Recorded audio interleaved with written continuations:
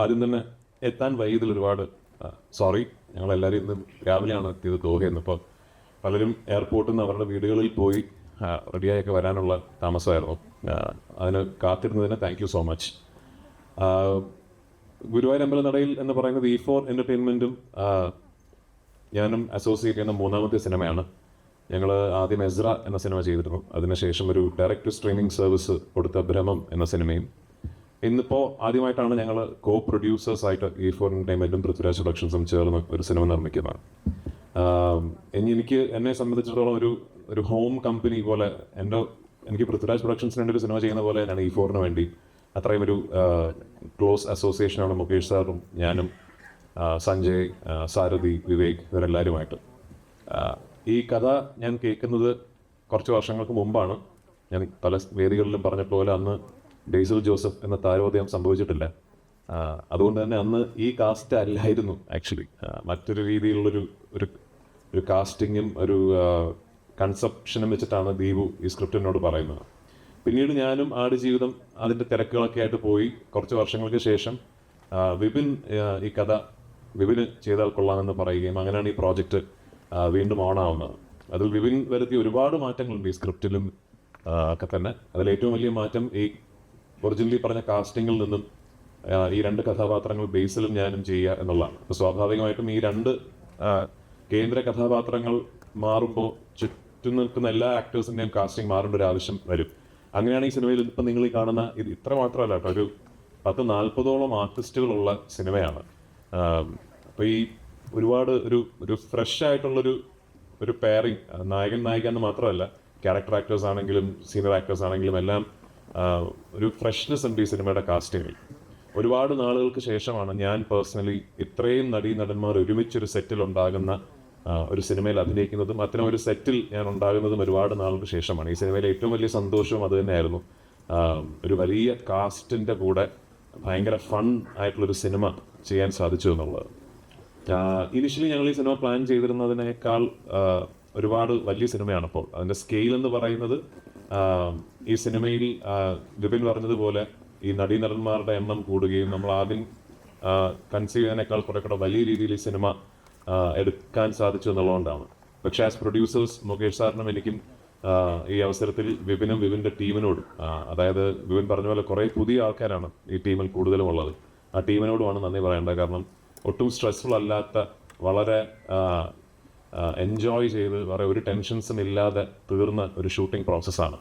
നിർഭാഗ്യവശാൽ ഈ സിനിമയുടെ ചിത്രീകരണത്തിനിടയിൽ എനിക്കൊരു പരുക്ക് സംഭവിക്കുകയും ഒരു നീ സർജറി ചെയ്യേണ്ടി വരികയും അങ്ങനെ ഒരു 4 മാസത്തോളം എനിക്കൊരു ബ്രേക്ക് എടുക്കേണ്ടി വന്നതിൻ്റെ ഭാഗമായിട്ടാണ് ഈ സിനിമ ഇത്രയും നീണ്ടുപോയത്. അല്ലെങ്കിൽ ഇതൊരു വർഷക്കാലമൊന്നും നീണ്ടു നിൽക്കേണ്ട ഒരു പ്രോസസ്സ് ആയിരുന്നില്ല.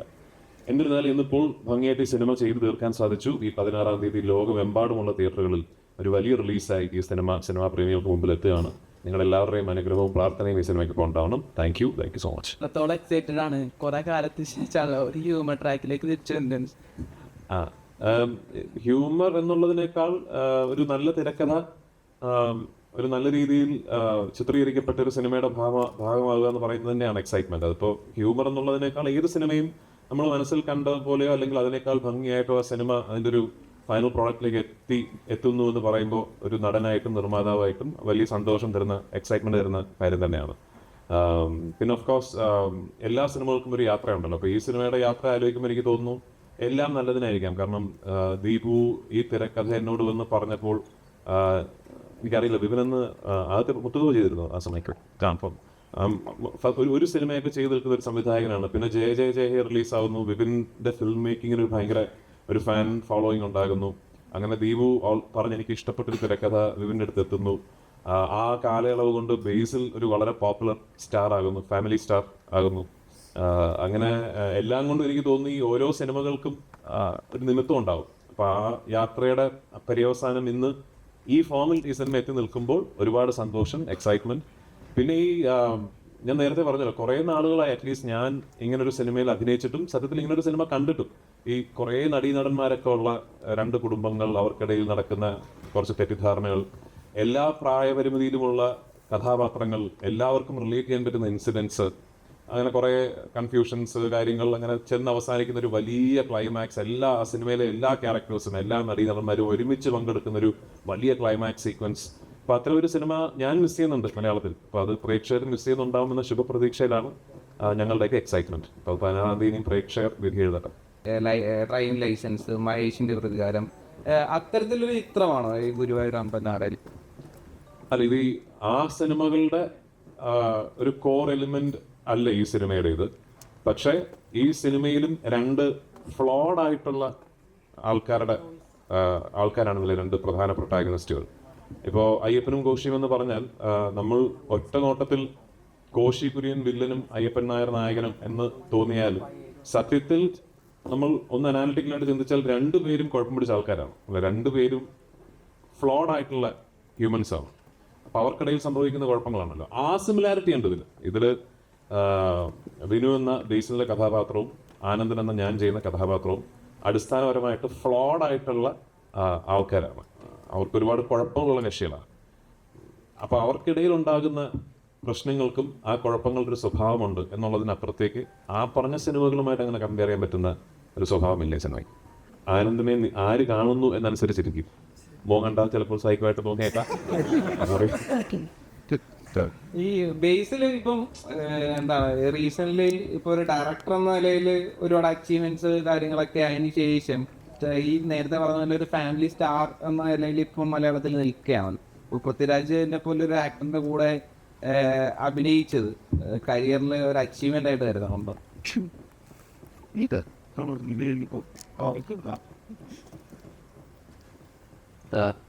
ആദ്യമായിട്ട് എല്ലാവർക്കും നമസ്കാരം. കുറച്ച് ലേറ്റ് ആയിട്ട് വന്നു, സോറി. ഉറങ്ങിപ്പോയിട്ട് രാവിലെ പറഞ്ഞ പോലെ വന്നതാണ് പറയാൻ. എന്നെ സംബന്ധിച്ചിടത്തോളം ഈ പറയുന്ന ഞാൻ ഇതൊന്നും അങ്ങനെ പ്ലാൻ ചെയ്തിട്ടൊന്നും ഉണ്ടായിരുന്നില്ല. ആക്ച്വലി ദീപു കുഞ്ഞിരാമായണം എന്ന് പറഞ്ഞ സിനിമ എഴുതിയത് ദീപുവാണ്, ഇതിൻ്റെ റൈറ്റർ ദീപുവാണ്.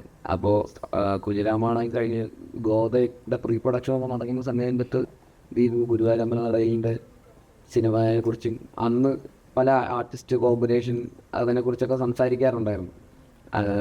അപ്പോൾ ഈ രണ്ട് ആർട്ടിസ്റ്റുകൾ അന്നും ഇതിൻ്റെ അതൊരു മെയിൻ പ്രൊട്ടഗണിസ്റ്റുകളായിട്ടുള്ള രണ്ട് ആർട്ടിസ്റ്റുകളാണ്. അപ്പോൾ രണ്ടളിയന്മാർ. അപ്പോൾ ഇതന്ന് ഇങ്ങനെ ഈ ആർട്ടിസ്റ്റ് മറ്റേത് എന്നൊക്കെ പറഞ്ഞു ഇങ്ങനെ പല സംസാരങ്ങളും ഞാനും സജഷൻസൊക്കെ പറയുമായിരുന്നു ഇങ്ങനെയൊക്കെ. അത് കഴിഞ്ഞ് ഒരു 6-7 വർഷം കഴിഞ്ഞപ്പോൾ, ഒരു 6 വർഷമൊക്കെ കഴിഞ്ഞപ്പോൾ ആ ആർട്ടിസ്റ്റിൻ്റെ സ്ഥാനത്ത് ഞാൻ വരും ഞാൻ ഒരിക്കലും പ്രതീക്ഷിച്ചില്ല. ഈ പറയുന്ന കുഞ്ഞിരാമായണം എഴുതിയ ദീപുവിന് ഞാൻ റൈറ്ററായിട്ടുണ്ടായിരുന്നു. ഞാൻ സംവിധാനം ചെയ്ത പടത്തിൽ റൈറ്ററായിരുന്ന ഒരാളുടെ എഴുതിയ സിനിമയിൽ ഞാൻ അഭിനേതാവായിട്ട് വരുന്നത് എനിക്ക് പ്രതീക്ഷിച്ചൊരു കാര്യമല്ല. അപ്പോൾ അതൊരു ഭയങ്കര എക്സൈറ്റ്മെൻ്റ് ആയി. പിന്നെ രുരിൻ ചേട്ടൻ ജയ കഴിഞ്ഞിട്ട് ഞാൻ ഫാലിമിയുടെ ഷൂട്ട് നടക്കുമ്പോഴാണ് ഇതിൻ്റെ സബ്ജക്റ്റ് ഇങ്ങനൊരു സബ്ജക്റ്റ് ഉണ്ടെന്ന് പറഞ്ഞുകൊണ്ടിരിക്കുന്നത്. അപ്പോൾ കൂടുതൽ എക്സൈറ്റ്മെൻ്റ് ആയി. കാരണം ടിഞ്ചറിനായിട്ട് വീണ്ടും ഒരു സിനിമ ചെയ്യാമെന്നുള്ളത്. അപ്പോൾ പിന്നെ ദീപുവിൻ്റെ ഉള്ള സ്ക്രിപ്റ്റാണ്. പിന്നെ E4 എൻ്റർടൈൻമെൻറ്റായിട്ട് വീണ്ടും കൊളാബറേറ്റ് ചെയ്തു. ഗോദയൊക്കെ പ്രൊഡ്യൂസ് ചെയ്തത് E4 എൻ്റർടൈൻമെൻറ്റാണ്. അപ്പോൾ അവരുമായിട്ട് വീണ്ടും ഒരു സിനിമ ചെയ്യുന്നു. അത് കഴിഞ്ഞിട്ട് 2-3 ആഴ്ച കഴിഞ്ഞിട്ട് വിപിൻ ചേട്ടൻ വിളിച്ചിട്ട് പറഞ്ഞു രാജുവേട്ടനാണ് മറ്റേ ക്യാരക്ടർ ചെയ്യുന്നതെന്ന് പറഞ്ഞു. അപ്പോൾ ഞാൻ ഭയങ്കര എക്സൈറ്റഡ് ആയി. കാരണം എനിക്ക് പേഴ്സണലി ഞാൻ ഭയങ്കരമായിട്ട് അഡ്മയർ ചെയ്യുന്ന ഒരാളാണ് രാജുവേട്ടൻ. അദ്ദേഹത്തിൻ്റെ ഓൺ സ്ക്രീനും ഓഫ് സ്ക്രീനും ഒക്കെ ആയിട്ടും പല രീതിയിലുള്ള as an actor, as A director, as A producer, as A distributor ഇതെങ്ങനെ സാധിക്കും എന്നുള്ളതാണ് ഞാൻ ഇങ്ങനെ ഇപ്പോൾ അത് ഞാൻ ഇതിൻ്റെ സെറ്റിലൊക്കെ ഒരു ഇങ്ങനെ ചോദിച്ച് മനസ്സിലാക്കാൻ ശ്രമിക്കാറുണ്ട്. എനിക്ക് പേഴ്സണലി ഈ പറയുന്ന സംവിധായകൻ നടൻ എന്ന് പറയുന്ന രണ്ട് റെസ്പോൺസിബിലിറ്റി മാനേജ് ചെയ്യാൻ പേഴ്സണലി ഭയങ്കര ബുദ്ധിമുട്ടാണ്. രണ്ട് ഈക്വൽ റെസ്പോൺസിബിലിറ്റീസ് ആയതുകൊണ്ട്. പക്ഷേ ഇതൊന്നും പോരാതെ കൺസിസ്റ്റൻ്റ് ആയിട്ട് കണ്ടിന്യൂസ്ലി ഇങ്ങനെ സക്സസ് ഡെലിവർ ചെയ്യുന്ന ഒരാളെന്നുള്ള രീതിയിൽ എനിക്ക് ഭയങ്കര റെസ്പെക്റ്റ് ഉണ്ട്. അപ്പോൾ അദ്ദേഹത്തിൻ്റെ കൂടെ ഒരു സിനിമയിൽ ഇങ്ങനെ ഒരു പ്രൊട്ടഗണിസ്റ്റായിട്ട് ഉള്ളൊരു റോള് അങ്ങനെ ഈക്വലി ഇമ്പോർട്ടൻ്റ് ആയിട്ടുള്ള റോള് ചെയ്യാൻ പറ്റുക എന്ന് പറയുമ്പോൾ ഭയങ്കര എന്താ പറയുക ഭയങ്കര അഭിമാനം തോന്നിയ കാര്യം തന്നെയായിരുന്നു. അപ്പോൾ അതിന് ഒരുപാട് സന്തോഷം. ഇങ്ങനെ ഇതിനൊരു വേദിയിൽ അവസാനം എല്ലാവരും കൂടി ഇങ്ങനെ ഇരിക്കുന്നു, ഒരുമിച്ചിരിക്കുന്നു. 16-ാം തീയതി റിലീസാവുന്നു. എല്ലാവരും കണ്ടിട്ട് അഭിപ്രായം അറിയിക്കുക. Thank you. ബേസിൽ എന്നെക്കാട്ടി കൂടുതൽ സ്കോർ ചെയ്തു. എനിക്കത് ചെയ്യാമായിരുന്നു തോന്നിയായിരുന്നു. രണ്ട് ക്യാരക്ടറും ഒരാൾക്ക് ചെയ്യാൻ പറ്റില്ലല്ലോ. അല്ല, ബേസിൽ ആദ്യത്തെ ക്യാരക്ടർ ചെയ്യാൻ വെച്ചാണല്ലോ ബേസിൽ കൊടുത്തത്. അപ്പോൾ ഈ അന്ന് എന്നോട് ഇപ്പം ഞാൻ ആദ്യമായിട്ട് ദീപു ഈ കഥ എന്നോട് പറഞ്ഞപ്പോൾ ബേസിലെ കഥാപാത്രം ഞാനും ഞാൻ ചെയ്ത കഥാപാത്രം മറ്റൊരു നടനുമാണ്. അപ്പോൾ ഇതാരാണെന്ന് പറയുന്നില്ല. അപ്പോൾ അന്ന് ഈ സിനിമ നമുക്ക് കുറച്ച് കഴിഞ്ഞിട്ട് ചെയ്യാം, ഇപ്പോൾ ഉടനെ ചെയ്യേണ്ട, കുറച്ച് കഴിഞ്ഞിട്ട് ചെയ്യാമെന്ന് ഞാൻ പറഞ്ഞതിൻ്റെ പ്രധാന കാര്യം തന്നെ ആ കാസ്റ്റ് ഒന്ന് ഫ്രഷ് ആകണം, അല്ലെങ്കിൽ ഇത് റെപ്പിറ്റേഷൻ ഫീൽ ചെയ്യും, കുറച്ച് ഫ്രഷ് ആയിട്ട് വേണം അത് ചെയ്യാൻ എന്നുള്ള ഇതിലാണ് ഞാൻ കുറച്ച് കഴിഞ്ഞിട്ട് ചെയ്യാമെന്ന് പറഞ്ഞത്. ഞാൻ വിപിൻ്റെ വേർഷൻ പറഞ്ഞപ്പോൾ എനിക്ക് ഏറ്റവും കൂടുതൽ ഒരു ഫസ്റ്റ് ഡ്രാഫ്റ്റിൽ നിന്നും എനിക്ക് ഏറ്റവും അട്രാക്റ്റീവായിട്ട് തോന്നിയത് ഈ കാസ്റ്റ് ചേഞ്ച് തന്നെയാണ്. കാരണം അങ്ങനെ ഞാൻ ആ കഥയെക്കുറിച്ച് ചിന്തിച്ചിരുന്നില്ല. ഞാൻ ആനന്ദനായിട്ടും മറ്റൊരാൾ വിനുവായിട്ടും, പ്രത്യേകിച്ച് ബേസിൽ വിനുവായിട്ടും ഞാൻ ചിന്തിച്ചിരുന്നില്ല. ആ ഐഡിയ വിപിൻ്റെയാണ്. അപ്പോൾ ആക്ച്വലി എനിക്ക് തോന്നുന്നത് ഈ സിനിമയുടെ ഏറ്റവും നല്ല വേർഷനാണ് ആനന്ദൻ ഞാൻ ചെയ്യുന്നതും വിനു ബേസിൽ ചെയ്യുന്നത്. അതുകൊണ്ട് തന്നെ ബേസിൽ അത് വളരെ മനോഹരമായിട്ട് ചെയ്തിട്ടുണ്ട് എന്നുള്ളത് കൊണ്ടും അത് കണ്ടപ്പോൾ ഞാനത് ചെയ്യണമായിരുന്നു എനിക്ക് തോന്നിയിട്ടേ ഇല്ല. ഞാൻ ആനന്ദൻ എന്ന കഥാപാത്രത്തിന് ഞാനൊരു ആപ്റ്റ് കാസ്റ്റാണ് എന്ന് എനിക്ക് തന്നെ ഇപ്പോൾ സിനിമ കാണുമ്പോൾ തോന്നുകയാണ്. അപ്പോൾ അത് വിപിൻ്റെ കഴിവ്. ജയജയ ഇറങ്ങിയ സമയത്ത് അത് വൻവൻ ഹിറ്റായിരുന്നു. ഫാമിലി ഓഡിയൻസിനായാലും ശരി, യൂത്തിനായാലും ശരി, ഒരുപാട് ചിരിക്കാനായിട്ടായാലും എൻ്റർടൈൻ ചെയ്യപ്പെടുന്ന നല്ലൊരു ചിത്രമായിരുന്നു. ബേസിലൊക്കെ ഒരുപാട് ചിരിച്ച സീനുകളുണ്ടായിരുന്നു. അപ്പോൾ ഈ ഗുരുവായൂരമ്പല നടയിൽ വരുമ്പോൾ അത് പക്ക ഒരു പരിസരത്ത് ഈ കോമഡി ചിത്രമാണ് ട്രെയിലറിലൂടെ നമുക്ക് മനസ്സിലാകുന്നുണ്ട്. എങ്ങനെയാണ് ഈ ഇവർ ചെയ്ത ഇത് കറക്റ്റ് ആയിരിക്കും എന്ന് കറക്റ്റ് ഒരു ഡയറക്ടറുടെ പോയിന്റ് ഓഫ് വ്യൂ ഉണ്ടാവുമല്ലോ? അല്ല, അത് സ്ക്രിപ്റ്റ് ഡിമാൻഡ് ചെയ്യുന്ന പോലെയാണ്. ആ സ്ക്രിപ്റ്റിൽ ജയ വേറൊരു തന്നെ റൂട്ടിലുള്ളൊരു സർക്കാസ്റ്റിക് മൂവിയാണ്. അതൊരു കോമഡി മൂവിയായിട്ട് ട്രീറ്റ് ചെയ്ത് നമ്മൾ ഫൈനൽ ഔട്ട് കാണുമ്പോഴാണ് അത് കോമഡി ആയിട്ട് തോന്നുന്നത്. അത് ഷൂട്ട് ചെയ്യുമ്പോൾ സമയത്തൊക്കെ നമ്മൾ ചിലപ്പോൾ ചിരിക്കാം, ചിലപ്പോൾ ചിരിക്കാതിരിക്കാനുള്ള കൺഫ്യൂഷൻ ഉണ്ടായിരുന്നു. ചിലപ്പം ചെയ്യുന്ന ഓർഡു ആണെന്നൊക്കെ ചോദിക്കും. അതിനകത്ത് ബേസിക്കലി സ്ത്രീയുടെ എമോഷനാണല്ലോ വെച്ച് നമ്മൾ പ്ലേ ചെയ്യുന്നത്. അപ്പോൾ ചിലർക്ക് ചിരി വരണമെന്നില്ല. അപ്പം ആ ഒരു പേടിയും കൺഫ്യൂഷനും ഉണ്ട്. പിന്നെ അതിന് മ്യൂസിക് ചെയ്യാൻ ഭയങ്കര പാടാണ്, സർക്കാസ്റ്റിക്കലി ചെയ്യാൻ ഭയങ്കര പാടാണ്. അത് ആളുകൾ എങ്ങനെ എടുക്കുമെന്ന് അറിയില്ല. പക്ഷെ ഒരു കോമഡി മൂവി ആണെങ്കിൽ നമുക്കതിനെ സപ്പോർട്ട് ചെയ്ത് കൊടുത്താൽ മതി എന്നുള്ളതാണ്. അപ്പോൾ അതിനനുസരിച്ച് ആർട്ടിസ്റ്റുകൾക്കൊക്കെ മാറ്റം വരാം, അവർക്ക് എന്തുകൊണ്ട് ചെയ്യാമെന്നുള്ള സ്പേസ് ഒക്കെ ഉണ്ട്. അപ്പം ജയന്ന് ഗുരുവായൂരിലോട്ട് വരുമ്പോൾ രണ്ട് സ്ക്രിപ്റ്റ് ആയതിൻ്റെ ഒരു ബെനിഫിറ്റ് ആണ്. അപ്പം അതുമായിട്ട് നമുക്ക് കമ്പാരിസൺ ചെയ്യാൻ പറ്റില്ല. എന്നാലും ഇതിന് ഒരു നമ്മൾ കണ്ട് ശീലിച്ച് വന്ന കോമഡി സിനിമകളുടെ ട്രാക്കിലുള്ള ഒരു സിനിമയാണ്. അപ്പം കോമഡി എന്ന് വെച്ചാൽ കോമഡി ഉണ്ട്, പക്ഷെ അത് നിങ്ങൾ ചിരിച്ചാലേ അത് കോമഡി ആവുള്ളൂ. അപ്പോൾ അതുവരെ കോമഡി ഉണ്ടെന്ന് പറയാൻ എനിക്ക് ഭയങ്കര കോൺഫിഡൻസ് കുറവുണ്ട്. അപ്പം അതൊരു വെഡിങ് ആണ് എൻ്റെ ഹൈലൈറ്റ്. നമ്മളൊരു കല്യാണം കൂടുക എന്നുള്ളൊരു പരിപാടിയിലാണ് ഞാൻ ഫോക്കസ് ചെയ്തിട്ടുണ്ട് പടം മൊത്തത്തിൽ. അപ്പം ആ ഒരു കല്യാണം നടക്കുമോ ഇല്ലയോ എന്നൊക്കെ ഉള്ളൊരു കൺഫ്യൂഷൻ വരുന്ന സിനിമയാണ്. അതാണ് എൻ്റെ ഓൺലൈനിൽ ഒറ്റ വാക്കി പറയുകയാണെങ്കിൽ കല്യാണം നടക്കുമോ ഇല്ലയോ, അല്ലെങ്കിൽ കല്യാണം എന്തായിരിക്കും അവസ്ഥ, ഇതാണ് നമ്മുടെ ഹൈലൈറ്റ്. അപ്പോൾ അത് ബേസ് ചെയ്ത് പോകുമ്പോൾ അതിനകത്ത് കോമഡി ഉണ്ട്, പാട്ടുണ്ട്, ഡാൻസ് ഉണ്ട്, ഫൈറ്റ് ഉണ്ട്, ഇല്ലെങ്കിൽ കുറേ കൺഫ്യൂഷൻസ്, പറയുന്ന ഇമോഷൻസ് ഉണ്ട്, എല്ലാം ഉണ്ട്. അപ്പം ഇതൊരു കംപ്ലീറ്റ് കോമഡി പടമാണോ എന്ന് ചോദിച്ചാൽ എനിക്ക് അങ്ങനെ പറയാൻ പറ്റില്ല. പക്ഷെ എന്നാലും കോമഡി ഉണ്ട് പടത്തിൽ. നോർമലി ഒരു എല്ലാ ജോണേഴ്സ് എടുത്ത് നോക്കുകയാണെങ്കിൽ ഹ്യൂമർ ആയിരിക്കും കുറച്ചുകൂടെ റിസ്ക് ആയിട്ടുള്ളത്. കാരണം വെച്ചാൽ എപ്പോഴും നമ്മൾ കമ്പാരിസൺ ഇന്ന പടത്തിൽ ഇത് വന്നിട്ടുണ്ടോ, എപ്പോഴും എനിക്ക് അങ്ങനെ ഒരു കമ്പാരിസൺ എപ്പോഴും ഉണ്ടാവാറ്. ഈ പടത്തിന്റെ സീനിന്റെ അങ്ങനെ ഒരു കമ്പാരിസൺ എപ്പോഴും നമ്മൾ ചെയ്യാറുള്ളതാണ്. അപ്പോൾ ഇങ്ങനെ ഒരു പടം ചെയ്യുന്ന സമയത്ത് അല്ലെങ്കിൽ ഹ്യൂമർ ഇത് വർക്കൗട്ട് ആവുമെന്ന് എപ്പോഴും നമ്മൾ കെയർഫുൾ ആയിട്ടായിരിക്കും ഓരോ കാര്യങ്ങൾ ചെയ്യുന്നത്. അങ്ങനെ ഒരു പേടിയുണ്ടോ? അല്ല, എല്ലാം ചെയ്യാനും പേടിയുണ്ടാവും. ഹ്യൂമർ മാത്രമല്ല, ത്രില്ലർ ചെയ്യാനും ആക്ഷൻ ചെയ്യാനൊക്കെ പേടിയുണ്ടാവും. എന്ത് ചെയ്താലും നമ്മളിപ്പോൾ ഏതെങ്കിലും സിനിമയുടെ സൈഡിലോട്ട് ചെന്നെത്തും. നമ്മൾ കണ്ട സിനിമകളോ അല്ലെങ്കിൽ നമ്മളറിയാത്ത സിനിമ ജയ ചെയ്ത് വന്നു കഴിഞ്ഞിട്ടാണ് ഞാൻ മറ്റൊരു സിനിമയെക്കുറിച്ച് അറിയുന്നത് തന്നെ.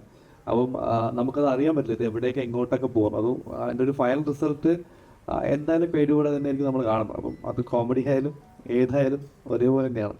അതെ, ഒന്നും ഷൂട്ടിംഗ് പെർമിഷൻ ഇല്ല. ഇനിയിപ്പോൾ നമ്മൾ കഷ്ടപ്പെട്ടൊരു പെർമിഷൻ സംഘടിപ്പിച്ചാൽ പോലും പൃഥ്വിരാജ് കുമാറിനെയും ബേസിൽ ജോസഫിനെയും അല്ലെങ്കിൽ ഈ ഇരിക്കുന്ന ആർട്ടിസ്റ്റുകളൊക്കെ ഞാൻ അവിടെ കൊണ്ട് ഒരു 10-30 ആർട്ടിസ്റ്റുകളെ കൊണ്ട് 24 ദിവസം എനിക്ക് അവിടെ ഷൂട്ട് ചെയ്യാൻ പറ്റില്ല. എന്തായാലും അത് ഡിസ്റ്റർബൻസ് ആവും അവർക്ക്. പിന്നെ എന്തായാലും നമ്മൾ ഷൂട്ട് നടക്കത്തില്ല കൃത്യമായിട്ട്. അപ്പം നമ്മൾ അതിനെക്കുറിച്ച് ചിന്തിക്കാനേ പോയിട്ടില്ല, അത് നടക്കില്ല. അപ്പോൾ നമ്മൾ പെർമിഷൻ എടുത്തിട്ട് അതിൻ്റെ സെറ്റ് ഇടുക എന്നുള്ളൊരു ഓപ്ഷൻ നമുക്ക് ഉണ്ടായിരുന്നുള്ളൂ. അപ്പോൾ അത് ഞാൻ പറഞ്ഞില്ല, സുനിൽ കുമാരൻ എന്ന് പറഞ്ഞ ഒരാളാണ് ആ ഡയറക്ടർ. പുള്ളിയുടെ തുടക്ക സിനിമകളിലൊന്നാണ്. അപ്പം അദ്ദേഹം വളരെ നന്നായിട്ട് അത് കൈകാര്യം ചെയ്തു. നന്നായിട്ട് നമുക്ക് എക്സാക്റ്റ് ഗുരുവായൂരമ്പലം ഫീൽ ചെയ്യുന്ന രീതിയിലൊരു സെറ്റ് റീക്രിയേറ്റ് ചെയ്യും. അത് സെറ്റെന്ന് പറയാൻ പറ്റില്ല, റീക്രിയേറ്റ് ചെയ്യുക ചെയ്തത് പുള്ളി. സെയിം സൈസിൽ ആ സെയിം സ്ട്രെങ്തനിങ് ഉണ്ടായിരുന്നു. നമുക്ക് ലൈറ്റ് കയറ്റുന്നത് ഇത്രയും പേർക്ക് ഇതിനകത്ത് നിൽക്കണം. അപ്പം ഏതാണ്ട് സെറ്റെന്ന് പറയാൻ പറ്റില്ല, അത് ഒറിജിനൽ പോലെ ബിൽഡ് ചെയ്തെടുത്തു പുള്ളി. അപ്പം അത് പൊളിക്കാൻ തന്നെ 2 മാസം എടുക്കും വീതിക്ക്. അപ്പം തന്നെ നമുക്ക് മനസ്സിലാവില്ല അത് എത്രത്തോളം സ്ട്രോങ് ആയിരുന്നു. അപ്പം അത് നമുക്കൊരു ചലഞ്ചായിരുന്നു. അപ്പം ആദ്യം തുടങ്ങുമ്പോൾ ഇത് എങ്ങനെയാവും, എന്താവും, സെറ്റിട്ട് കഴിഞ്ഞപ്പോഴാണ് നമുക്ക് എല്ലാവർക്കും ആ ഒരു ഉന്മേഷമോ അല്ലെങ്കിൽ ഇത് സിനിമ വലുതായെന്ന് ഫീൽ ചെയ്യുന്നത് ആ ദിവസങ്ങളിലാണ്. അപ്പം അതിൻ്റെ ക്രെഡിറ്റ് മൊത്തം എൻ്റെ ആർട്ട് ഡയറക്ടറുകളാണ്. ആ ടൈമിലുള്ള ഒരു ഇതെങ്ങനെയായിരുന്നു, ഈ ക്രൗഡൊക്കെ മെയിൻറ്റെയിൻ ചെയ്യാമല്ലോ ദിവസം നമ്മൾ ഇപ്പോൾ പോയാലും ഭയങ്കരമായിട്ട് ക്രൗഡ് ഉള്ളൊരു സംഗതിയാണ്. അതിൻ്റെ ഉള്ളിലാണ് ഈ ക്ലൈമാക്സ് പോർഷൻസ് ഈ പറഞ്ഞ 24 ദിവസം. അപ്പോൾ അതിൻ്റെ കോസ്റ്റ് എത്രയായി നമുക്ക് പറയാൻ കഴിയും? കോസ്റ്റ് പ്രൊഡ്യൂസർ പറയുന്നത് ക്രൗഡ് നമുക്കൊരു 10,500 പേരിൽ പുറത്ത് എല്ലാ ദിവസവും ഉണ്ടായിരുന്നു. ഒരു 10-24 ദിവസം ഷൂട്ട് ഉണ്ടായിരുന്നു. അപ്പോൾ ആ 24 ദിവസം ഈ ക്രൗഡ് മാനേജ് ചെയ്യാൻ തന്നെ ഒരു ഡയറക്ഷൻ ടീം ഉണ്ടായിരുന്നു. അവർക്കുള്ള ആക്ടിവിറ്റീസ് കൊടുക്കാൻ ഒരു ഡയറക്ഷൻ ടീം ഉണ്ടായിരുന്നു. പിന്നെ അവരെ ടേക്ക് കെയർ ചെയ്ത രീതി എനിക്ക് ഏറ്റവും ഇഷ്ടപ്പെട്ടത് P4ഉം പൃഥ്വിരാജ് പ്രൊഡക്ഷൻസും. ഞാൻ അതിൽ ഭയങ്കരമായിട്ട് അഭിമാനിക്കുന്നുണ്ട്. അവർ ജൂനിയേഴ്സിനെ ട്രീറ്റ് ചെയ്ത രീതി, അവർക്ക് ഉണ്ടായിരുന്ന ഫുഡ്, എല്ലാ ദിവസവും ഞങ്ങളെക്കാളുള്ള ഫുഡ് അവർക്കാണ് കിട്ടിയിരുന്നത്. അവർക്ക് സെപ്പറേറ്റ് കേറ്ററിംഗ് സർവീസിൽ നിന്നുള്ള നോൺ വെജ് ഉൾപ്പെടെയുള്ള നല്ല ഫുഡും എല്ലാം അവർക്ക് കൊടുത്തായിരുന്നു. പ്ലസ് അവർക്കുള്ള ടോയ്ലറ്റ് സർവീസുകൾ, അവർക്ക് വേണ്ടി സെപ്പറേറ്റ് ടോയ്ലറ്റ്സ് ഉണ്ടാക്കി, ഈ ടോയ്ലറ്റ്സ് ഉണ്ടാക്കി കൗണ്ട് ചെയ്യാൻ പറ്റില്ല, അത്രയും ടോയ്ലറ്റ്സ് ഉണ്ടാക്കി. പിന്നെ അവർക്ക് വിശ്രമിക്കാൻ സ്പേസ്, ഫാനൊക്കെ വെച്ചിട്ട് അങ്ങനെ എല്ലാം സെറ്റ് ചെയ്ത് അവരെ നന്നായിട്ട് കെയർ ചെയ്തു എന്ന് എനിക്ക് തോന്നുന്നുണ്ട്. അപ്പം അത് എല്ലാ സിനിമയിലും സാധ്യമല്ല. പക്ഷെ അതിന് വേണ്ടി തന്നെ ഒരു ഡിപ്പാർട്ട്മെന്റ് ഈ ജൂനിയേഴ്സിനെ ഹാൻഡിൽ ചെയ്യാനും അവരെ കെയർ ചെയ്യാനും അവർക്ക് കൊണ്ട് കാര്യങ്ങൾ എത്തിക്കാനും ഒക്കെ ആയിട്ട് ഈ ഫോറിന്റെ സൈഡിൽ നിന്നും പൃഥ്വിരാജ് പ്രൊഡക്ഷൻ്റെ സൈഡിൽ നിന്ന് ഒരു ടീം തന്നെ ഉണ്ടായിരുന്നു. ഒരു ജൂനിയേഴ്സിനെ കോർഡിനേറ്റ് ചെയ്യാൻ.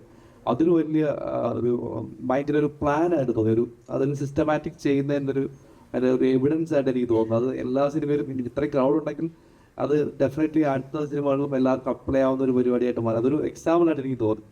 അപ്പം അത് ഭയങ്കര നല്ലൊരു സംഭവമായിട്ട് എനിക്ക് തോന്നി. അപ്പം ആ ക്രൗഡിനെ ഹാൻഡിൽ ചെയ്യാൻ എനിക്ക് കുറച്ച് ഈസി ആയിരുന്നു.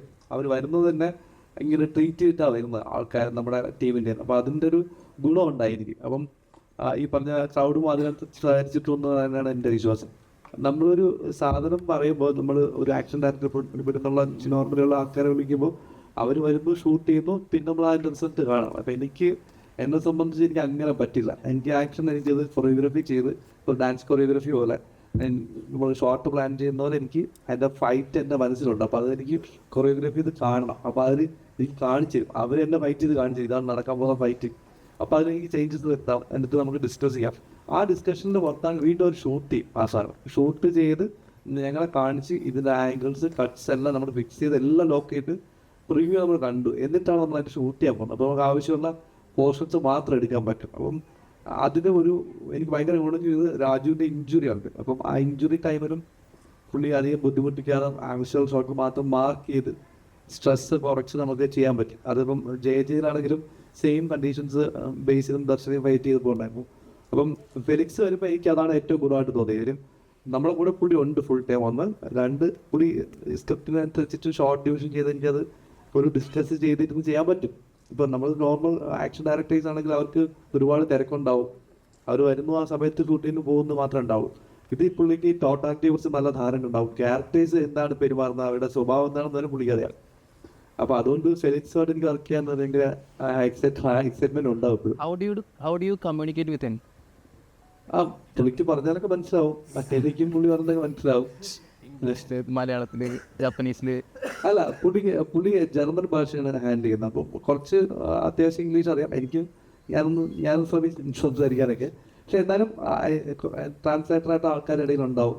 പിന്നെ ഞങ്ങൾ ഈ പറഞ്ഞ മലയാള സിനിമകളിലെ ആക്ഷൻ ഫൈറ്റ് എങ്ങനെയാണ്, ഇപ്പം ഈ മറ്റേ നമ്മൾ പിടി സാധനങ്ങളൊക്കെ ഉണ്ടല്ലോ, മറ്റേ കോമഡി ആയിട്ടുള്ള അതൊക്കെ എങ്ങനെ ചെയ്യണം എന്നുള്ള പഴയ സിനിമയുടെ റെഫറൻസ് കാണിച്ചു കൊടുക്കും പുള്ളിക്ക്. അപ്പോൾ പുള്ളി അതിൽ കുറച്ച് നേരം പണി എടുക്കുന്നുണ്ട് പുള്ളി. അപ്പം സിനിമ എന്ന് പറയുന്നത് ഭാഷ ഒരു വിഷയമല്ലെന്ന് നമുക്കറിയാമല്ലോ, വിഷ്വൽ ആണല്ലോ. അപ്പോൾ അത് വിഷ്വലും സൗണ്ടിലും നമ്മളത് ട്രീറ്റ് ചെയ്യുമ്പോൾ അത് ഇനിയിപ്പം എത്ര ഭാഷ അറിയുമ്പോൾ ഒരാളെ നമുക്ക് എവിടെയും കൊണ്ടുപോയി പിച്ച് ചെയ്യാൻ പറ്റും എന്നുള്ള ഉറപ്പാണ്. അത് ഫെലിക്സ് പ്രൂവ് ചെയ്തിട്ടുണ്ട്. പ്രത്യേകിച്ച് ഇപ്പം മുമ്പുള്ള ക്യാരക്ടേഴ്സിന്റെ അത് കോമഡി പ്രസന്റ് ചെയ്യുന്നതിനൊക്കെ ഒരു സ്റ്റൈലുണ്ട്. അപ്പൊ അതിൽ നിന്ന് ഒരു വ്യത്യസ്തമായിട്ടുള്ള ഒരു പരിപാടിയാണോ പിടിച്ചിരിക്കുന്നത്?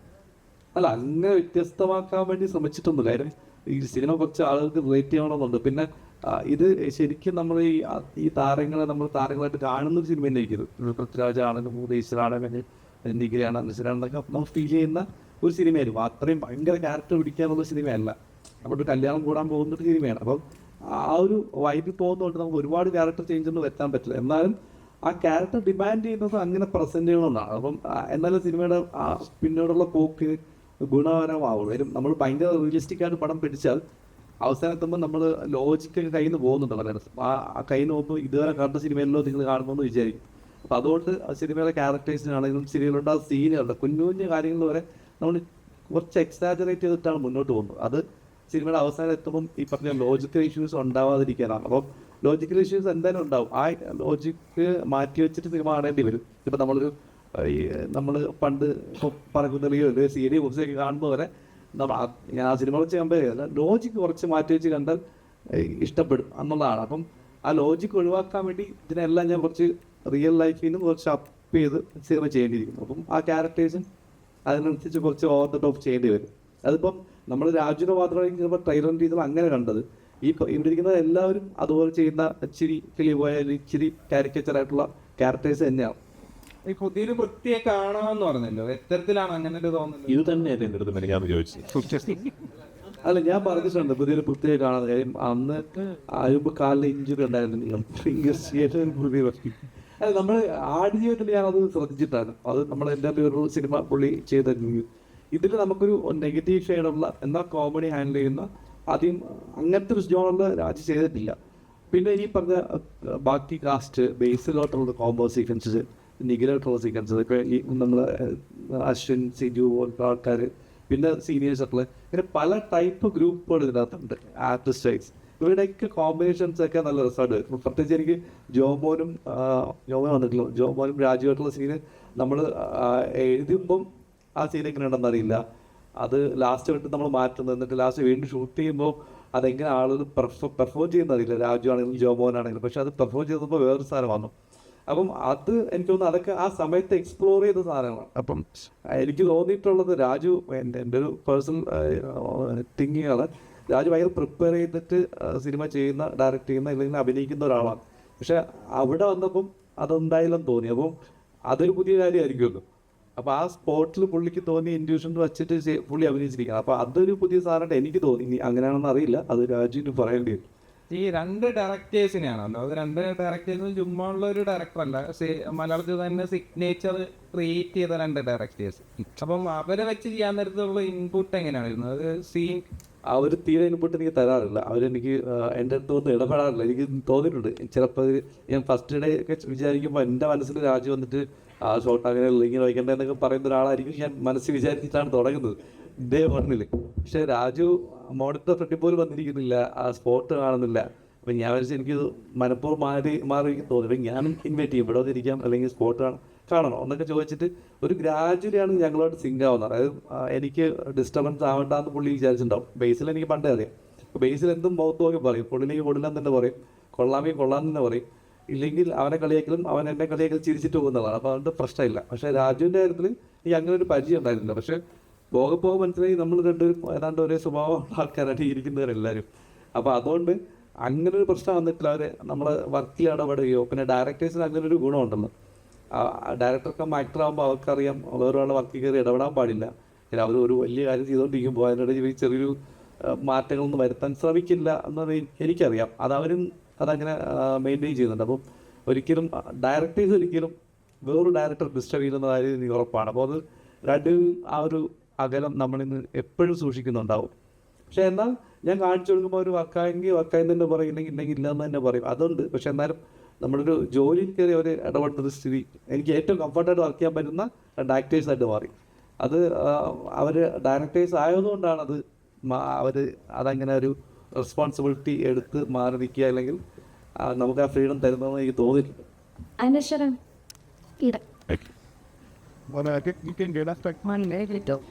21 ദിവസം കണ്ടിന്യൂസ്ലി കല്യാണ പെണ്ണായിട്ട് മേക്കപ്പ് ഇട്ട് അഭിനയിച്ച സിനിമ എന്ന് പറയുന്നുണ്ട്. അപ്പോൾ ആ ഒരു എക്സ്പീരിയൻസ് ഒന്ന് ഷെയർ ചെയ്യാം. കൂടെ തന്നെ ബേസിലേട്ടൻ്റെ വധുവായിട്ട് അഭിനയിച്ച ഒരു എക്സ്പീരിയൻസ് ഉണ്ട്.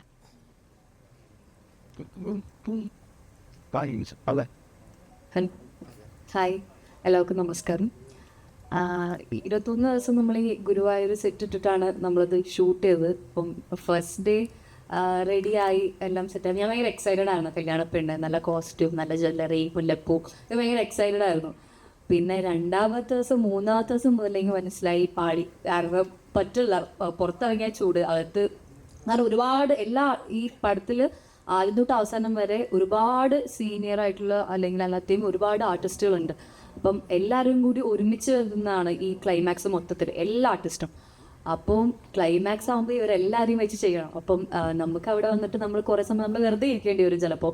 അപ്പം മിക്ക സമയങ്ങളിൽ നമ്മൾ ക്യാരവനിൽ തന്നെ ആയിരിക്കും, അല്ലെങ്കിൽ ചില സമയത്ത് നമുക്ക് അവിടെ ഇരിക്കാൻ പറ്റില്ല, ബോറടിക്കും, പുറത്തേക്ക് ഇറങ്ങും. അപ്പം അങ്ങനെ അത് ഷൂട്ട് പോയിക്കൊണ്ടിരുന്നത്. ചിലപ്പം ഉറങ്ങാൻ പറ്റില്ല, കാരണം എനിക്ക് 3 സെറ്റ് വെച്ചുകൊണ്ട് ഉറങ്ങാൻ പറ്റില്ല, റെസ്റ്റ് എടുക്കാൻ പറ്റില്ല. ബട്ട് സ്റ്റിൽ പുറത്തേക്ക് ഇറങ്ങി ആ ഷൂട്ടൊക്കെ കാണുന്ന സമയത്ത് ഭയങ്കര രസമാണ്. കാരണം ആ ചെയ്യുന്ന രീതി, അതായത് എല്ലാം ഷൂട്ട് ചെയ്തേക്കുന്ന ഓർഡറിലായിരുന്നില്ല, ബട്ട് സ്റ്റിൽ ആ കണ്ടിന്യൂറ്റി ആദ്യം മുതൽ അവസാനം വരെ അത് പിടിച്ച് ചെയ്തു. അപ്പോൾ അതൊക്കെ എനിക്കൊരു ന്യൂ എക്സ്പീരിയൻസ് ആണ്. ഇത്രയും വലിയൊരു സെറ്റിൽ ഇത്രയും സീനിയറായിട്ടുള്ള ആൾക്കാർ കൂടി ചെയ്യാന്നുള്ളത് എനിക്ക് ഭയങ്കര ന്യൂ എക്സ്പീരിയൻസ് ആയിരുന്നു. സോ അത് ഞാൻ ഒരുപാട് എൻജോയ് ചെയ്തു. പിന്നെ ബേസിലേട്ടൻ്റെ വധു എന്ന് പറയുന്ന, വധു എന്ന് മാത്രമല്ല പേരായിട്ടാണെങ്കിലും എനിക്ക് ഭയങ്കര കംഫർട്ടായിരുന്നു ആളുടെ കൂടെ വർക്ക് ചെയ്യാൻ. ഇപ്പം നമ്മൾ എൻ്റെ സീൻ എടുത്ത് എൻ്റെ ക്ലോസ് ആണെങ്കിൽ കൂടി ആളെനിക്ക് അപ്പുറത്തിരുന്ന ആളുടെ ഡയലോഗ് എനിക്ക് ക്യാമറ ഇപ്പുറത്ത് എനിക്ക് ഡയലോഗ് പറഞ്ഞു തരും. സോ അത്രയും കംഫർട്ടബിൾ ആയിരുന്നു, അത്രയും സെറ്റായിരുന്നു എനിക്ക് ആളുടെ കൂടെ വർക്ക് ചെയ്യാൻ. അതേപോലെ ഇപ്പം എല്ലാവരുടെയും കൂടി മൊത്തത്തിൽ ഇപ്പം ഇവിടെ ഇരിക്കുന്ന എല്ലാ ആർട്ടിസ്റ്റിൻ്റെയും കൂടി എനിക്ക് ഒരുപാട് കാര്യങ്ങൾ പഠിക്കാനും നല്ല എക്സ്പീരിയൻസ് ആയിരുന്നു. അതേപോലെ എൻജോയ് ചെയ്തൊരു സിനിമയാണ് ഗുരുവായൂർ അമ്പലനടയിൽ. അമ്മയ്ക്ക് ഏറ്റവും ഇഷ്ടം രാജുവേട്ടൻ്റെ കോമഡി ആയിട്ടുള്ള ക്യാരക്ടേഴ്സ് ആണെന്ന് പറഞ്ഞു കേട്ടിട്ടുണ്ട്. അപ്പം ഈ സിനിമ മല്ലികാമ്മേനെ എത്രത്തോളം സന്തോഷിപ്പിക്കും? അമ്മയ്ക്ക് ഭയങ്കര ഇഷ്ടപ്പെടാൻ സാധ്യതയുണ്ട് ഈ പടം. അല്ല, അമ്മയ്ക്ക് നല്ല ഇതൊരു അറ്റ്ലീസ്റ്റ് ഞാൻ പ്രതീക്ഷിക്കുന്നതാണ് കേട്ടോ. ഇപ്പോൾ നാളെ റിലീസായിട്ട് അങ്ങനല്ലല്ലോ എന്ന് നിങ്ങൾ പറഞ്ഞാൽ അങ്ങനല്ല. എനിക്ക് തോന്നുന്നത് ഈ സിനിമയുടെ ഏറ്റവും വലിയ ഒരു ക്വാളിറ്റി ആയിട്ട് ഞാൻ കാണുന്നത് ഈ ഹാപ്പി വ്യൂയിങ് ആണ് സിനിമ. നമ്മൾ കാണുമ്പോഴും കണ്ടു തീരുമ്പോഴും ഒക്കെ ഒരു സന്തോഷം തരുന്ന സിനിമയാണ്. ഈ ഡോപ്പമീൻ ഷോട്ട് എന്ന് പറയുന്ന പോലെ നമുക്ക് ഒരു സിനിമ കണ്ടു കഴിയുമ്പോൾ നമുക്കൊരു ഹാപ്പിയായി അല്ലേ. അപ്പോൾ അത് അങ്ങനത്തെ സിനിമകളാണ് പലപ്പോഴും ആൾക്കാർ വീണ്ടും കാണാൻ ഇഷ്ടപ്പെടുകയും ചെയ്യുന്നത്. Because you want to go back to how the film made you feel. അപ്പോൾ അത് അമ്മയ്ക്ക് മാത്രമല്ല, എനിക്ക് തോന്നുന്നു എല്ലാവർക്കും ഇഷ്ടപ്പെടാൻ സാധ്യതയുള്ളൊരു സിനിമയാണെന്നാണ് എനിക്ക് ശുഭപ്രതീക്ഷ. അമ്മയ്ക്ക് പ്രത്യേകിച്ചും, കാരണം ഈ പറഞ്ഞാൽ അമ്മയ്ക്ക് ഞാൻ ഈ ലൈറ്റർ റോൾസ് ഒക്കെ ചെയ്യുന്നത് കാണാൻ ആണ് അമ്മയ്ക്ക് ഭയങ്കര ഇഷ്ടം. അമ്മയ്ക്ക് അമരക്തർ ആൻ്റണിയൊക്കെ ഭയങ്കര ഇഷ്ടമാണ്. അപ്പോൾ അമ്മ 16-ാം തീയതി അല്ലെങ്കിൽ റിലീസായ ഉടനെ ആദ്യ ദിവസങ്ങളിൽ തന്നെ സിനിമ കാണുമെന്ന് പ്രതീക്ഷിക്കുന്നു. എൻ്റെ അമ്മയോട് ചോദിക്കാം.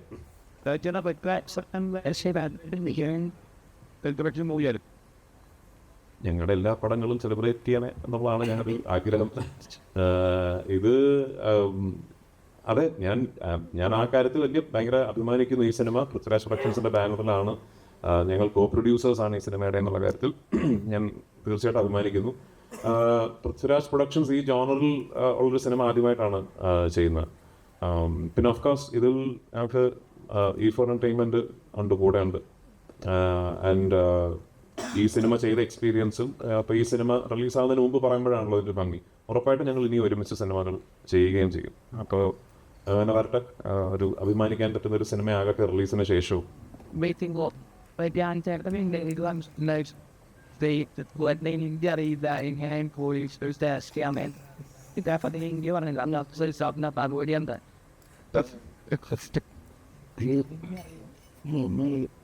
ഞാൻ ബോളിവുഡ് ചെയ്യാൻ പോകുന്ന ആര് പറഞ്ഞു?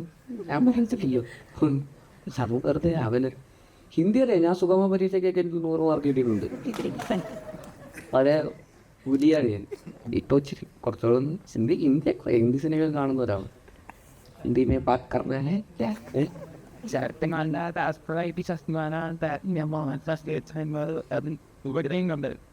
എനിക്കറിഞ്ഞോളാം. പണ്ട് കണ്ടിട്ടുണ്ട് ശക്തിമാൻ. പണ്ട്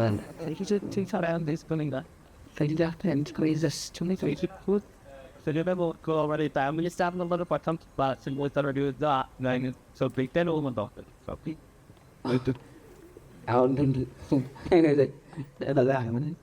അങ്ങനൊന്നും ഭയങ്കര സീരിയസ് ആയി പോയല്ലോ പൃഥ്വിരാജിന്റെ ഫീമ അഭിനയിച്ചുണ്ടോ? ഞാനെല്ലാം പാട്ടൊക്കെ പാടിയായിരുന്നു, കണ്ടായിരുന്നു. ഈ പിന്നെ അങ്ങനെ പോലെ പിന്നെ എല്ലാവരും ഇങ്ങനെ സീരിയസ് ആയിട്ടിരിക്കുമ്പോൾ ഉറക്കം കിട്ടിയില്ല. ഇന്നലെ അതിൻ്റെ ഒരു പ്രശ്നമുണ്ട്. എന്നിട്ട് ഉറങ്ങിയിട്ടൊക്കെ വന്ന് ഭയങ്കര കോമഡിയാണ്. ആരൊക്കെ ആയിട്ട് വരാൻ നേരത്ത് ഭയങ്കര തഗ്ഗടിച്ച് അങ്ങോട്ട് കൊണ്ട് നിൽക്കാണല്ലോ. അല്ല, അത് ധ്യാനമില്ല. ഇല്ല, അങ്ങനെയില്ല. പക്ഷേ നിങ്ങളിങ്ങനെ പ്രതീക്ഷയുടെ അമിതഭാരം വരുന്നത്. കഴിഞ്ഞ ദിവസം ഏതൊരു സിനിമയുടെ ഷൂട്ടിൻ്റെ ഇടയിൽ പ്രാവുംകൂട്ട് ഷാപ്പിൻ്റെ ഷൂട്ടിൻ്റെ ഇടയിൽ ഒരു ചേട്ടൻ വന്ന് ഫോട്ടോ എടുത്തു. അപ്പോൾ ചേട്ടൻ ചോദിച്ചു തൃശ്ശൂരാണ് ഷൂട്ടിങ്. അപ്പോൾ ചേട്ടൻ ചോദിച്ചു ഏത് പടം വന്നു? ഞാൻ പറഞ്ഞു പ്രാവുംകൂട്ട് ഷാപ്പ്. അപ്പോൾ ചേട്ടൻ ഇന്റർവ്യൂ പൊളിക്കണട്ടാവും ഇന്റർവ്യൂ അപ്പൊ പടം ഇന്റർവ്യൂവിൽ ഇപ്പം അമിത പ്രതീക്ഷയായി തുടങ്ങി അതില്ല അതൊക്കെ ഒരു വൈബല്ലേ. നിഖില ഇന്റർവ്യൂസിലൊക്കെ പറഞ്ഞു കേട്ടിട്ടുണ്ട് രാജുവേട്ടന്റെ കൂടെ കുറെ സ്ലോ മോഷൻ സീൻസും കാര്യങ്ങളൊക്കെ ഉണ്ട് എന്ന് പറഞ്ഞു കേട്ടിട്ടുണ്ടായിരുന്നു. അപ്പോൾ രാജുവേട്ടൻ നിന്ന് ഒരു നടി എന്ന നിലയിൽ രാജുവേട്ടൻ നിന്ന് എന്തൊക്കെയാണ് പഠിക്കാൻ പറ്റുക?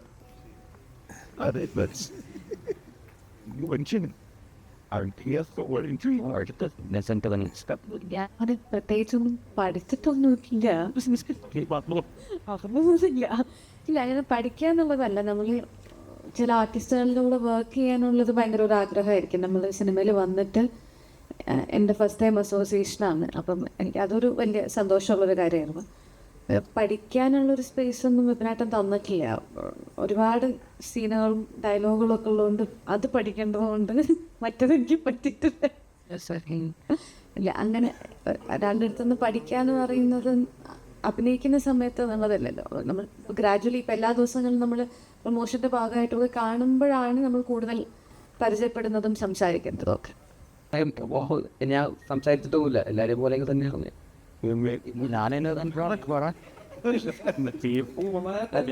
എല്ലാവർക്കും പറയുന്നുണ്ട് സെൽഫി എടുക്കാൻ പോയതാണ്. ഞാൻ ഒരു ഫോട്ടോ എടുക്കാൻ വേണ്ടി പോയതാ. അപ്പൊ അന്ന് ഒരു പ്രാവശ്യം ഈ സിനിമയ്ക്ക് മുമ്പ് ഒറ്റ പ്രാവശ്യം ഞാൻ രാജുവേട്ടനെ കണ്ടിട്ടുള്ളത് വിമാനം എന്ന് പറഞ്ഞ സിനിമയുടെ സെക്കൻഡ്. ഞാൻ അതുവഴി പോയപ്പോൾ ഒരു ഫോട്ടോ എടുത്തിട്ടുണ്ട്. അല്ലാതെ നമ്മൾ സിനിമയിലൊക്കെ ആന്ന് ഇവിടെ പറയേണ്ട കാര്യം. അപ്പോൾ അങ്ങനെ അപ്പം ഞാൻ ഭയങ്കര ഫാനാണ്.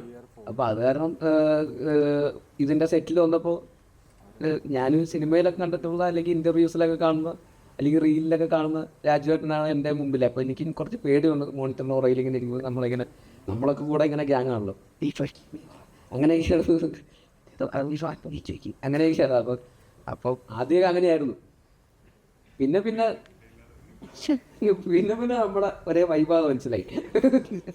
പിന്നെ ഭയങ്കര കോമഡി ആയിരുന്നു. പിന്നെ തമാശയൊക്കെ പറയും. അങ്ങനെ ടിപ്സ് ഒക്കെ ചോദിക്കും. ടിപ്സാ അല്ല ഞാൻ ഇങ്ങനെ ചോദിക്കും. അല്ല ഞാൻ നേരത്തെ പറഞ്ഞില്ലേ ഇത് രാവിലെയും കൂടെ ചോദിച്ചത് ടിപ്പ് ചോദിക്കല് തന്നെ ഫുൾ ടൈം ടിപ്സ്. അപ്പോൾ അല്ല എനിക്കിതൊക്കെ എങ്ങനെയാണ് ഇതെല്ലാം കൂടെ മാനേജ് ചെയ്ത് കൊണ്ടുപോകുന്നത്? എങ്ങനെയാണ് ഇതിൻ്റെ ഒരു സിനിമ എന്ന് മാത്രം ആലോചിച്ചുകൊണ്ട് ജീവിക്കുന്ന ഒരാളാണല്ലോ ഫുൾ ടൈം സിനിമ. ഒരുപാട് ഇൻ്റർവ്യൂസിലൊക്കെ സംസാരിക്കുന്നതും അദ്ദേഹത്തിൻ്റെ ഒരു വിഷൻ ഒരു മലയാള സിനിമയെ റെപ്രസെൻ്റ് ചെയ്യുന്നു, ഒരു ബ്രാൻഡ് അംബാസഡറിനെ കൊണ്ട് ചെയ്ത് പുറത്തേക്ക് ഇവരൊക്കെ. അപ്പോൾ ഇതൊക്കെ അങ്ങനത്തെ ആസ്പിറേഷൻസ് ഉള്ള ഒരാൾ. അപ്പോൾ ഇതൊക്കെ എനിക്ക് ഭയങ്കര, ഞാനും അങ്ങനെ കുറച്ച് അംബീഷ്യസ് ഒക്കെ ഉള്ള ഒരാളാണ്. അപ്പോൾ എനിക്കും ഈ പറയുന്ന ഭയങ്കര റിലേറ്റബിൾ ആണ് ഇങ്ങനത്തെ കുറേ കാര്യങ്ങളൊക്കെ. അപ്പോൾ എനിക്കും ആഗ്രഹമുണ്ട് ഇതൊക്കെ എങ്ങനെയാണ് ഇതൊക്കെ കൂടെ മാനേജ് ചെയ്ത് എങ്ങനെയാണ് കൊണ്ടുപോകുന്നത്. കണ്ടിന്യൂസ്ലി ഇങ്ങനെ കൺസിസ്റ്റൻ്റ് ആയിട്ട് ഇതെല്ലാം മാനേജ് ചെയ്ത് പിന്നെ അവിടെ എങ്ങനെയാണ് അവിടുത്തെ വർക്കിംഗ് എങ്ങനെ, ഇവിടെ എങ്ങനെയാണ്, ഇവിടുത്തെ സ്റ്റൈൽ ഇങ്ങനെയൊക്കെ ആയിട്ട്. പിന്നെ പഴയ കഥകളിൽ ഒരുപാട് സിനിമകളിലെ കഥകളും തമാശകളൊക്കെ അങ്ങനെയൊക്കെ. ഇപ്പം ചെറിയ പ്രായത്തിൽ സിനിമയിൽ അഭിനയിക്കാൻ തുടങ്ങിയ ഒരാളെന്നുള്ള രീതിയിൽ ഇത്രയും വർഷത്തെ എക്സ്പീരിയൻസ് ഉണ്ടല്ലോ. അപ്പോൾ ഫിലിമിൽ ഷൂട്ട് ചെയ്യുന്നു, ഡിജിറ്റലിലേക്ക് വന്നപ്പോൾ അത് ഷൂട്ട് ചെയ്യുന്നു, പല പല ആർട്ടിസ്റ്റുകളുടെ കൂടെയും പല ഡയറക്ടേഴ്സിൻ്റെ കൂടെയൊക്കെ ഒരുപാട് സിനിമകൾ വർക്ക് ചെയ്തിട്ടുണ്ട്. തെലുങ്കിൽ ചെയ്യുന്നു, ഹിന്ദിയിൽ ചെയ്യുന്നു, അങ്ങനെ പല ഭാഷകളിൽ ചെയ്യുന്നു. അപ്പോൾ എല്ലാത്തിനെ കുറിച്ച് നമുക്ക് കുറേ കാര്യങ്ങൾ കഥകളൊക്കെ ചോദിക്കാനുണ്ട്. അവരൊക്കെ എങ്ങനെയാണ് ഇതിൻ്റെ പരിപാടി, ഇവരെങ്ങനെയാണ് ഇങ്ങനെയൊക്കെ നമുക്ക്. അപ്പോൾ അങ്ങനെ ഒരുപാട് ചോദിക്കാനുണ്ട് ആക്ച്വലി. അപ്പോൾ അങ്ങനെ ഞങ്ങൾ ഇടയ്ക്കിടയ്ക്ക് ഇങ്ങനെ ഞാൻ ടിപ്സ് ചോദിക്കാറുണ്ട്.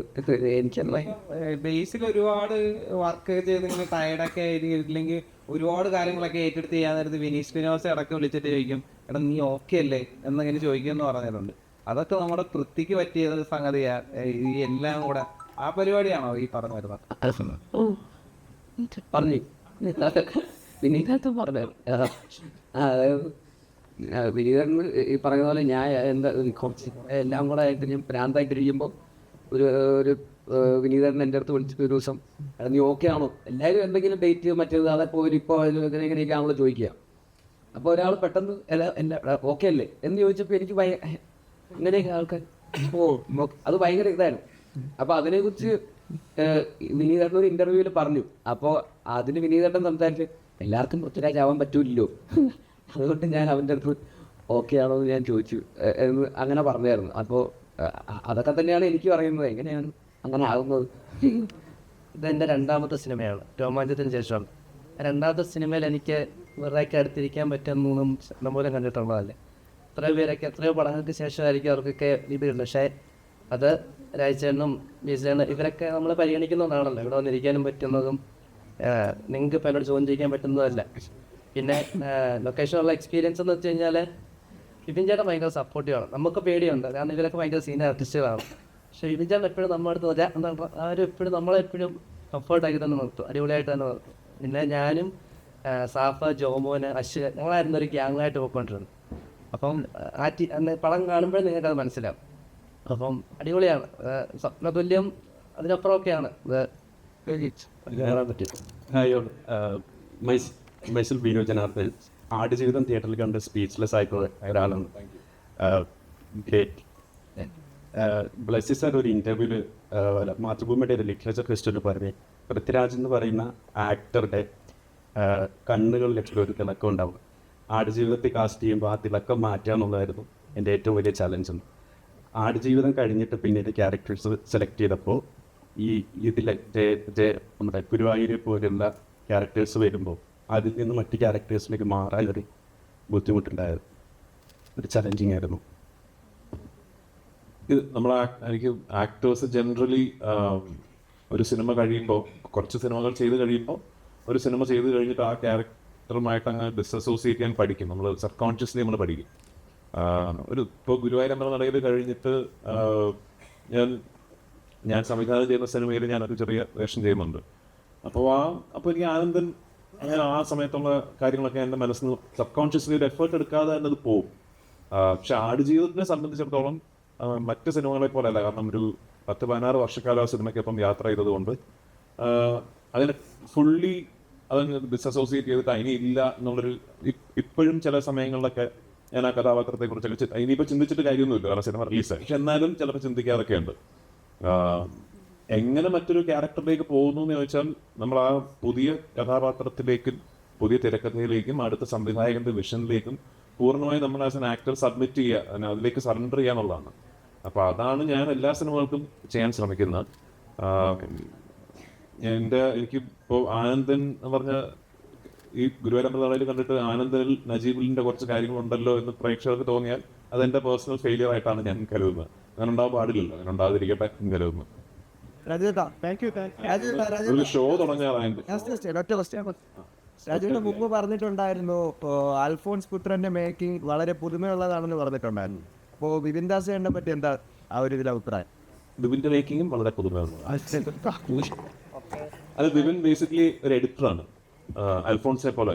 അപ്പം അതുകൊണ്ട് അവർക്ക് അവർ പറയുന്ന കഥയുടെ നെറേറ്റീവിന്റെ സ്ട്രക്ചർ നമ്മൾ സ്ക്രിപ്റ്റ് വായിക്കുന്ന പോലെ ആയിരിക്കില്ല അവരുടെ സ്ട്രക്ചർ. ഇപ്പോൾ അത് വിപിൻ്റെ സിനിമകളിൽ ഒരു സീൻ ഷൂട്ട് ചെയ്യുമ്പോൾ അതിന് ഇൻട്രിക്കറ്റ് ആയിട്ട് മറ്റൊരു സീനിൽ ഒരു ഷോട്ട് വരിക, ആ ഷോട്ടിൻ്റെ ഒരു റിയാക്ഷൻ പോലെ വരുന്നത് വേറൊരു ഇവന്റിന്റെ റിയാക്ഷൻ ആയിരിക്കും, എന്നിട്ട് തിരിച്ച് ഈ സീനിലെ. അപ്പോൾ അങ്ങനത്തെ ഒരു നെറേറ്റീവ് ഒരു സ്ട്രക്ചർ ഉണ്ടാക്കുന്നത് വിപിൻ ഭയങ്കര മിടുക്കനായിട്ട് എനിക്ക് തോന്നിയിട്ടുണ്ട്. ആ രീതിയിൽ പറഞ്ഞതുകൊണ്ടാണ് ഗുരുവായൂരമ്പല നടയിൽ എന്ന സിനിമ ഇന്ന് എനിക്ക് ഇത്ര എന്റർടൈനിങ് ആയിട്ട് തോന്നുന്നത്. അപ്പോൾ തീർച്ചയായിട്ടും അത് വിപിൻ്റെ ഒരു കഴിവ് തന്നെയാണ്.